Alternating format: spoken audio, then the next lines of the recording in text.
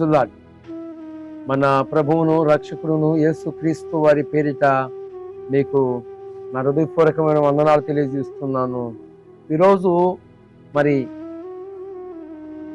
కలుగుతున్న పరిస్థితులను దృష్టించి మీకు ఒక వచనాన్ని గుర్తుకు తేవాలని నేను ఇలాగా పరిశుద్ధాత్మని యొక్క సారథ్యములో మీదటికి వచ్చాను. ఏంటయ్యా అంటే, చాలా పరిస్థితుల్లో మనకి మన శత్రువు ఒకడున్నాడు, కంటికి కనపడకుండా. వాడు మనకి మన యొక్క అడుగులని గమనిస్తూ మనకి అడుగడుగున వాడు మనకి హాని కలిగించాలని వాడు ప్రతి విధాలుగా ప్రయత్నం చేస్తూనే ఉంటాడు. అయితే ఈరోజు ఒక వచనాన్ని మీ దృష్టికి తీసుకొస్తాను. ఒక ఆయన రాజుగారు, ఆయనకి నిద్ర పట్ల, రోజు ప్రశాంతంగా నిద్రపోతున్నాడు. మరి ఏమైందో ఏమో, ఆ రాత్రి ఆయనకి నిద్ర రావట్లేదు. ఎందుకు రావట్లేదు? కారణం ఏమిటి? ఏమండి, ఈరోజు సైన్యములకు అధిపతికి యెహోవా సాక్ష్యం ఇస్తున్నాడు, సెలవిస్తున్నది ఏమనగా, ఆయన యొక్క దాసునిగా, ఆయన యొక్క పాత్రగా ఈరోజు ప్రేమైన సంఘమా, దైవ జనరంగమా, మీ అందరికీ నా హృదయపూర్వక వందనాలు తెలియజేస్తున్నాను. ఈరోజు సంఘములకును సత్య సంబంధులుగా ఉన్న వారికి హాని కలిగించాలని ఎవరైతే ప్రయత్నం చేస్తూ ఉన్నారో, వారి మీద ఉన్న హెడ్ ఆఫ్ డిపార్ట్మెంట్ గా ఉన్న వారు, అధికార పరంగా ఉన్న వారికి నా ప్రభువు నిద్రపట్టకుండా చేయునుగాక. క్రైస్తవులకి హాని చేయించాలని, సంఘములకును చర్చిలకి హాని కలిగించాలని చూస్తున్న వారు ఎవరైతే ఉన్నారో వారికి నిద్ర పట్టకుండా ముందునుగాక. నేను ఈ మాట ఎందుకు ప్రస్తావించానంటే, ఈ రాజుగారికి నిద్ర పట్టల. రోజు ప్రశాంతంగా నిద్రపోయేవాడు ఈరోజు ఇతనికి నిద్ర పట్ల. ఎందుకు నిద్ర పట్టలేదో నేను చెప్పబోయే ముందు, ఈరోజు ప్రభుత్వములో ఉన్న అధికారులు చూసుకున్నట్లయితే, ఏమండి, అక్రమముగా గవర్నమెంట్ ల్యాండ్ని ఆక్రమించుకున్న వారి మీద ఎలాంటి నోటీసులు లేవు. కానీ చెమట వచ్చి మరి పేద ప్రజలు, నేను వెళ్ళలేను నా ప్రభువు మాటని ప్రకటించడానికి, నా వల్ల కాదు, మరి నేను కాదు, కానీ నేను ఎలాగనైనా కానీ సపోర్ట్ చేస్తాను అని రెక్కాడితే దొక్కాడని పరిస్థితుల్లో, ఆ రోజే ఉన్న పరిస్థితుల్లో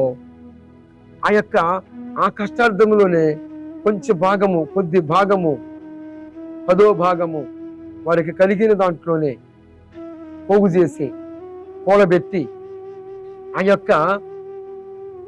అమౌంట్తో చర్చిని స్థాపించన్నా, చర్చిని కట్టన్నా, చర్చిని కట్టాలన్నా అని సంఘం అంతా కూడా ఏకముగా కూడి నానాటికి కూడబెట్టుకున్నదంతా కూడా, నేను వెళ్ళలేను, నేను నమ్ముకున్న నా సత్యదేవుడైన ప్రభువుని యేసుక్రీస్తు వారిని తెలుసుకోవాలి, ప్రపంచం అంతా కూడా వారందరూ కూడా మోక్షానికి చేరాలి అని చెప్పి మందిరమును ఏర్పాటు చేసుకొని, ఆ మందిరములో అందరూ కూడుకొని ప్రార్థించుకుంటూ ఉంటే, ఈనాడు ఆ మందిరములను పోల్చాలని, ఆ మందిరములు అక్రమములుగా కట్టబడ్డాయని ఈరోజు ఈ యొక్క అధికారులు ఏం చేస్తున్నారు తెలుసా? మున్సిపాలిటీల నుండి నోటీసులు పంపిస్తూ ఉన్నారు. జాగ్రత్త, జాగ్రత్త సుమి.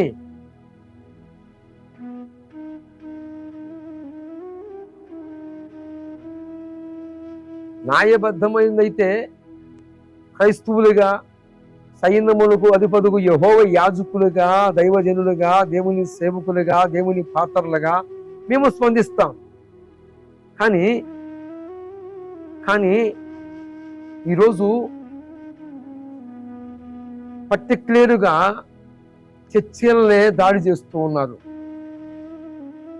ఇక మిగిలిన దేవాలయాల మీద నోటీసులు పోతున్నాయంటే పంపటం లేదు. కొందరు పేద ప్రజలు ల్యాండ్ కొనుక్కొని, పట్ట భూములు సేకరించి ల్యాండ్ని కొనుక్కొని, ఆ కొనుక్కున్న దాంట్లో వారందరూ సమకూడి దేశ ప్రజల క్షేమం కోసము ప్రార్థిస్తూ ఉన్న ఆ యొక్క దేవాలయాలని, మందిరములను కూల్చాలని ఈ ప్లాను ఎవరైతే తలపెట్టాడో వాడు చేరిన ఆ ఉరి మీదకి వాడే చేర్చబడతాడు. ఇది నిజం, ఇది వాస్తవం. దీనికి నిరూపణగానే ఇప్పుడు నేను ఒక రాజుని మీ దృష్టికి తీసుకొస్తాను. చూడండి, ఎస్తేరు గ్రంథము 5వ అధ్యాయములోనేమో క్రైస్తవులకి వ్యతిరేకంగా, దేవుని ప్రజలకి వ్యతిరేకంగా ఒక వ్యక్తిని ఉరిదీయించాలని ఒకడు కుట్ర పొందాడు. వాడి పేరు హామాను. ఈ హామాను అనేవాడు వెళుతూ ఉంటే అందరూ వంగి దండాలు దాస్కారు పెడుతూ ఉంటే, నమస్కారం చేస్తూ ఉంటే, ఆ ద్వారబంధరం దగ్గరనే ఒక ఆయన ఉంటాడు. ఆయన యూదుడు ఆచార ప్రకారముగా దేవుడికే చేయెత్తి మొక్కాలి, ఇక ఇతరులకి ఎవరికి మొక్కకూడదు. అది యూదుని యొక్క ఆచారం. ఆ నేపథ్యంలోనే అందరూ వంగి ఆ సంస్థానంలో నమస్కారం చేస్తుంటే, ఈ యూదుడైన మొర్దెకయి ఆ వచ్చిన వాడికి నమస్కరించడు. అప్పుడు వీడు కుట్ర పొందుతాడు. ఈ యొక్క శతాధిపతి అని చెప్పవచ్చు, సైనికుడు. వీడు రాజు తర్వాత రాజు కింద ఉన్న మంత్రి, పిఐ. వీడుకి మొక్కలేని కారణాన్ని బట్టి వీడికి నమస్కారం చేయలేదని వీడు కుట్ర ఎంత దూరం వెళుతుందో తెలుసా? ఈదులు అనే వాడిని లేకుండా చేయాలి. అసలు వాడు ఎవడో కనుక్కోరండి, వాడి సంగతి మనం తెలుసుకుందామని గోళాచారులను పంపించి, వాడు యూదుడు, దేవుని భక్తుడు అని ఆ నమూలంతా సేకరించి, అయితే వీడు భవిష్యత్తులో మరి మనకు చాలా పెద్ద చిక్కు అవుతాడని చెప్పి వాడిని లేకుండా చేయాలని ఏం చేస్తాడంటే 50 మూరలు ఎత్తుగలిగిన ఒక ఉరికొయ్యని వీని సముఖమందు, వీని యొక్క స్థలమందు నిర్మాణం చేపిస్తాడు. ఎవడు వీడు అంటే హామాను ఎందుకు అంత కుట్ర పొందాడు? యూదులంటే ఎందుకు అంత కచ్చ? ఈనాడు ప్రభుత్వాలకి క్రైస్తవులంటే ఎందుకంటే కచ్చ?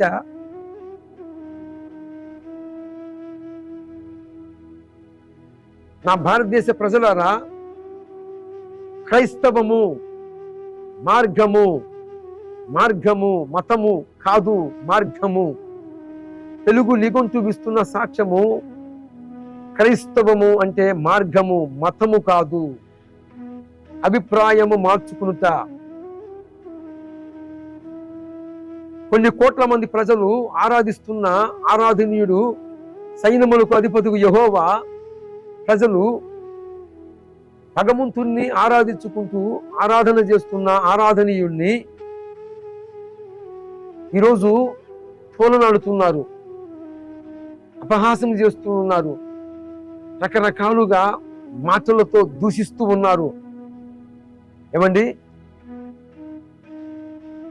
ఈరోజు ఈ హామాను అనేవాడు ఎలాగైతే యూదులని, దేవుని ప్రజల్ని లేకుండా చేయాలని తన సముఖమందు ఉరికొయ్యిని తయారు చేసినట్లుగా ఈరోజు మున్సిన ఆ పరిస్థితిని మీకు తెలియజేయాలని.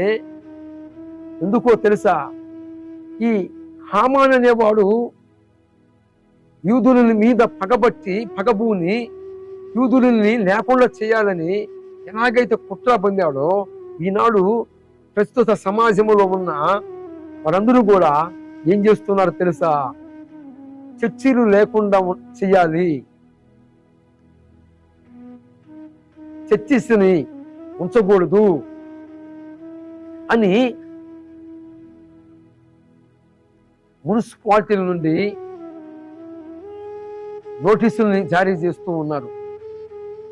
ఈనాడు క్రైస్తవుడు ప్రార్థించకపోతే దేశమే లేదు అంటాను నేను. ఈనాడు చూడండి, ఎస్తేరు గ్రంథము 5వ అధ్యాయములోనేమో ఉరికొయ్య చేయబడి ఉంది. 6వ అధ్యాయములోనేమో రాజుగారికి నిద్ర పట్టలేదు. 7వ అధ్యాయములోనేమో ఎవడైతే ఉరికొయ్య చేయించాడో వాడు ఆ ఉరికొయ్య మీదనే ఉరి తీయబడ్డాడు. ఇది తెలియజేయాలని మీ ముందుకు వచ్చానండి. ఎవడైతే మున్సిపాలిటీ నోటీసులు చర్చిలకి పంపిణీ చేస్తూ ఉన్నారో, ఎవరైతే సత్య సమునులుగా ఉన్న మందిరముల మీదకి నోటీసుల్ని పంపిస్తూ ఉన్నారో, జాగ్రత్త సుమి. రాజు సముఖమందు రాజు గారికి నిద్ర పట్టలా. ఎందుకు పట్టలా? కారణం ఏమిటి? నేను నమ్మిన వాడిని పెరుగుదును, సిగ్గుపడనెన్నడు, సిగ్గుపడనెన్నడు, నన్ను బలపరుచువాని అందే సమస్తం నేను చేయగలను. ఏమండి, మేమేంటో, మా పరిస్థితి ఏమిటో, మేము ఎవరి చేతుల్లో ఉన్నామో, మమ్మల్ని నడిపిస్తున్న వారు ఎవరో, మేము ఎవరు ఎందు కలిగి ఉన్నామో, ఎవరిలో మేము దాగి ఉన్నామో, మేము దాగి ఉన్న బండ ఎవరై ఉన్నారో ఆ బండ ఎంత ప్రమాదకరమైన బండో, ఆ బండ ఎవరి మీద పడునో వాడు తునాతునకలగా మారిపోతాడు.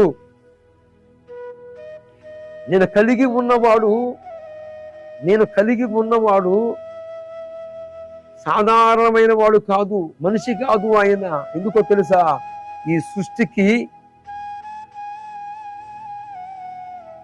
కర్త, సృష్టికి కర్త.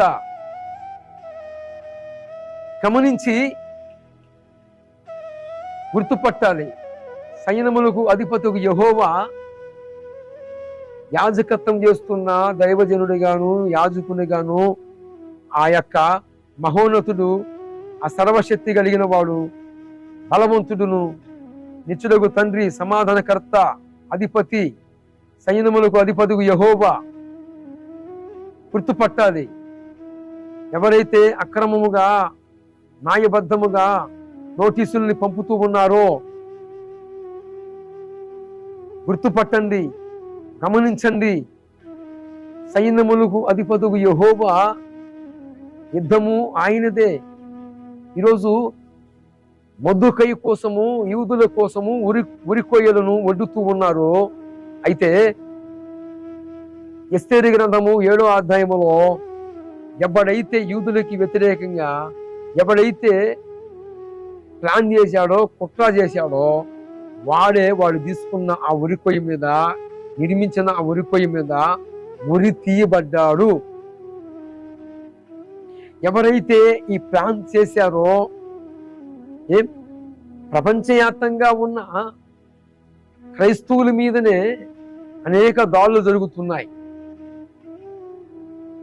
ఒక ల్యాండ్ తీసుకొని ల్యాండ్ ఆ యొక్క భూమిని పేద బిక్కి ధనికులు కాదు పేదలు కష్టాలతో ఆ కష్టమును రూపముగా వల్ల కొన్ని కోట్ల మంది ప్రజలు ఆరాధించుకునే యేసు ప్రభు యొక్క మందిరములో చేరి యేసు ప్రజల క్షేమము కోసం ప్రార్థించడానికి దేవుని మాటని ప్రకటించుకోవడానికి కట్టబడిన మందిరముల మీద నోటీసులు పంపించటము ఇది న్యాయమేనా అన్యాయమా అంటే అన్యాయమే. అందుకే జాగ్రత్త. మొద్దుకై అనేవాడు కోసము హామాను అనేవాడు మొద్దుకైని విడిపియాలని హామాను అనేవాడు ఉరికొయ్యని సిద్ధం చేశాడు. అయితే మొద్దుకయ్య సంపబల్ల ఎందుకో తెలుసా? రాత్రి నిద్ర పట్ల రాజుకి రాత్రి నిద్ర లేదు. ఎందుకు లేదు?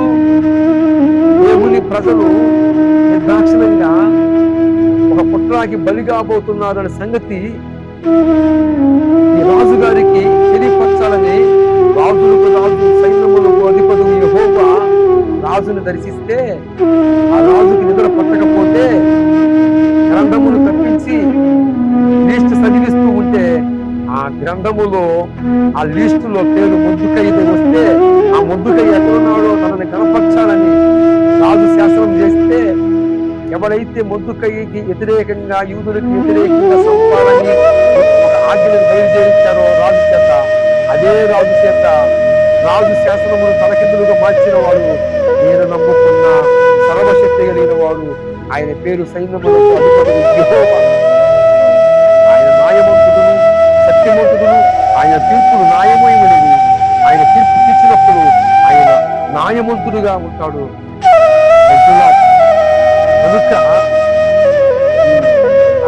మున్సిపాలిటీ నుంచి సత్య సముద్రులుగా ఉంటున్న దైవజనుల సంఘాల మీదకి పంపిస్తున్న వాడులారా జాగ్రత్త. హామాను అనేవాడి పరిస్థితి ఎలాగైంది? ఎస్తేరు గ్రంథము 5లో వీడు ఉరిపోయి తయారు చేయించాడు. 6లోనేమో రాజుకి నిద్ర పట్టకుండా చేశాడు దేవుడు. 7లోనేమో ఎవడైతే ఉరిపోయి సిద్ధం చేశాడో వాడు ఆ ఉరిపోయి మీదనే ఉరిది పడ్డాడు. ఎవరైతే క్రైస్తవుడికి వ్యతిరేకంగా ఇలాంటి ప్లాన్లు వేస్తున్నారో వారి మీదకి వారు తీసిన ఆ ప్లాను, వారు వడ్డిన ఆ ఉరి, వారు చేయించిన ఆ యొక్క ఉరిపోయ వారి మీదనే పడి వారు వాటి మీద పడి వారు నాశనమైపోదురు గాక. ఎందుకో తెలుసా? సైన్యములకు అధిపతుకు యెహోవా ప్రజలకి మొద్దుకైని ఉరిదీయాలని హామాను అనేవాడు ప్లాన్ చేశాడు. వాడి పుత్రంతా కూడా వారి మీదకనే చెరపరా పడిపోతావు, కొంత తీకురా కొంతలో పడిపోతావు, వల వద్దకరా ఆ వల నీ మీదకి చుట్టుకుంటుంది.